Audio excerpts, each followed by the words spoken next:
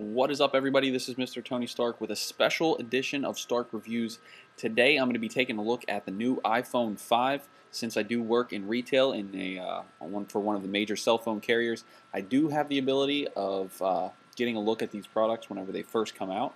And since I do have access to this phone, I decided it would be a good opportunity to let you know a few things about it, maybe give you some information that might change your mind one way or the other, whether or not you want to go with this phone. Now, I am a hardcore Apple user. I have a Mac. I have the iPhone 4. So I'm going to try to be as unbiased as I possibly can. And you actually might be a little bit surprised with my reaction and my review. So just to go over the specs of it real quick, the iPhone 5 only weighs about 3.9 ounces, which is almost 112 grams. It's really light in your hand. It feels almost fake. The screen size is a lot bigger than the 4 and the 4S. It's 4 inches. It does record in HD 1080, which is pretty good, but that's pretty standard as far as all the newer phones go. It's a little bit longer, a little thinner. It has a dual-core 1,000 megahertz processor, 16 gigabytes of internal storage comes standard, which is the same as the 4S.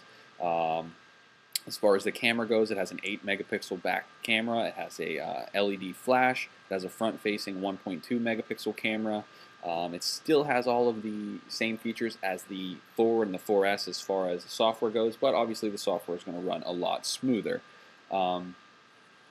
Also, the what's called the earpiece, the headphone jack is on the bottom instead of the top, which is opposite, and they have a new power supply. So the new power adapter is not going to fit in the 4 and the 4S. It's a completely different pin, and they're actually discontinuing the old 4 and 4S pin connector.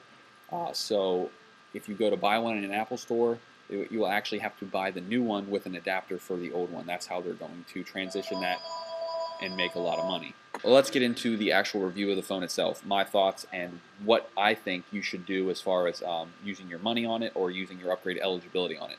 If you currently have a 4 or a 4S and are looking to upgrade to the 5, I recommend that you do not. I recommend that you do not use your money or your upgrade eligibility to get the 5. It's just not different enough from the 4 or the 4S. The 4S is going to run the same software, the iOS 6, which comes standard on the 5. The 4S is going to run that software.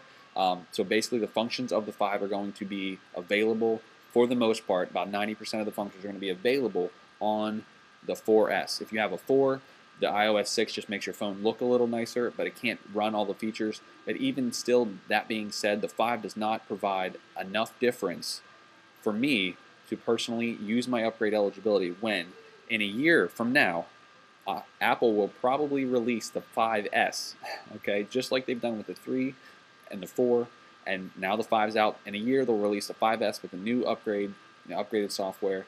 It'll probably look the same as far as the phone goes, but the software will be a little bit different, a little bit faster. Me, personally, I'm going to wait until next year to get the 5.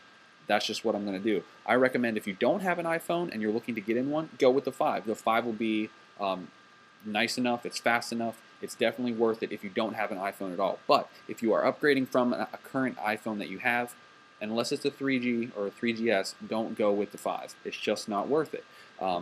As you can see, as I'm playing through it and playing with the different features of it and stuff like that, it looks the same as the 4 and the 4S. The only thing they did was thin it out and stretch it out. Okay.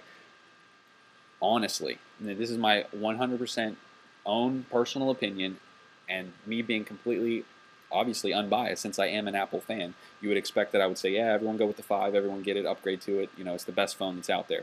It's not the best phone that's out. Hands down, it's not the best phone that's out.